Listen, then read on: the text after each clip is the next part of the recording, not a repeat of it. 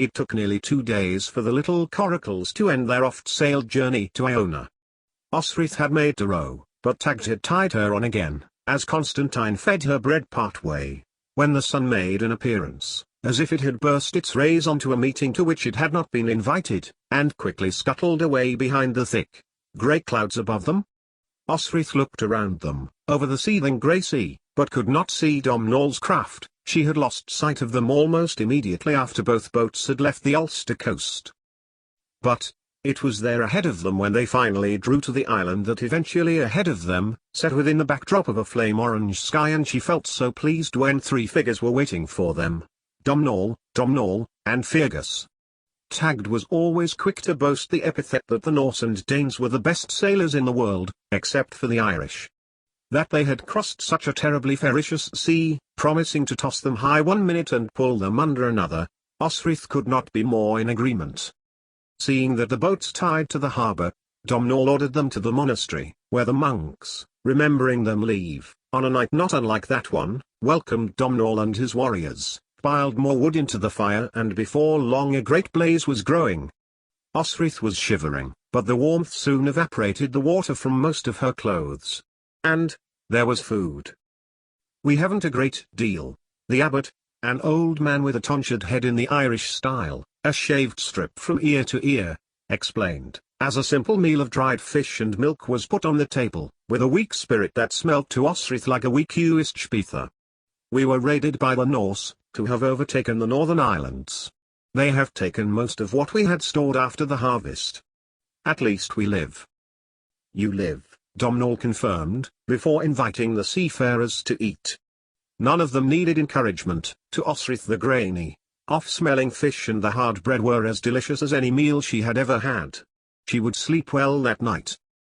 It was Domhnall who shook Osrith's shoulder the following morning as a weak, late autumn light filtered through the gaps in the wood.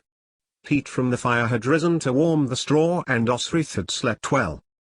Rubbing her face, she stared vacantly at Domhnall for a moment, before scrabbling to her feet. Domhnall would be angry with her for still being asleep. "Easy," Domhnall chuckled, handing Buet to Osrith. "Domhnall wants to see you. He is in the courtyard."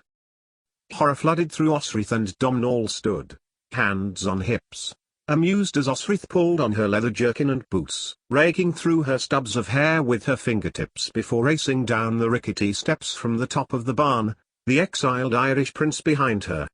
But Domhnall waved her apologies away. Constantine, Tagd and Fergus were already standing in the straw-strewn courtyard, and they watched her as she stood next to Tagd, at the end of the line. Domhnall stood next to her, looking grave as Domhnall spoke. "You are to be on guard tonight, all 3 of you. The monks are holding a service in honor of all blessed Saint Comsil. You are to attend first for prayers. Then tomorrow," he broke off, glancing at Constantine, who he then took by the shoulder and drew to him. Domhnall looked about them. His cousin had said nothing about Constantine. "He'll be at the service," Osrith thought. The huge, red sandstone block on a cart outside Iona's monastic doors. He'll be with Domhnall, wanting Saint Comsil to favour their victory over Giric. She watched as the 2 princes walked, heads together in serious discussion, across the courtyard. Clearly something concerning just them.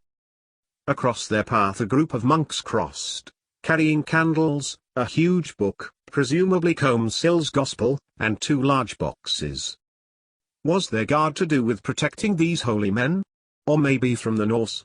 They had been given a hearty welcome the night before, and the abbot had explained they were frequently raided nowadays.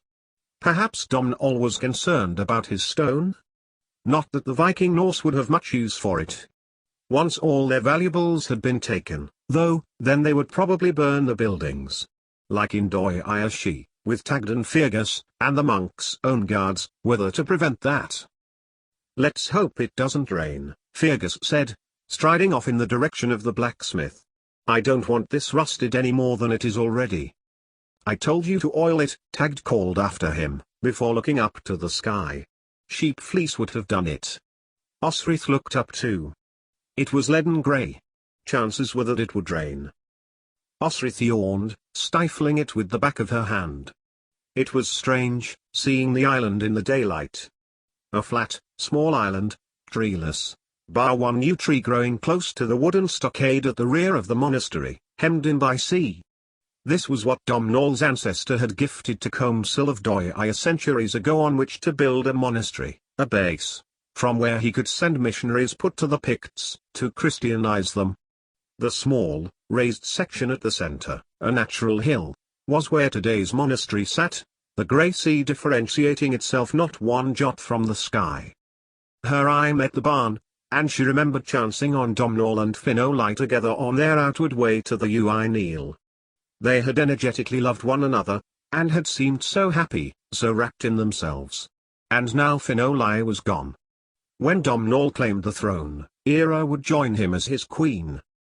"Come on," said Domhnall, pointing in the direction of the kitchens, taking Osrith by the shoulder. "Best you get a bite to eat before we have to go in."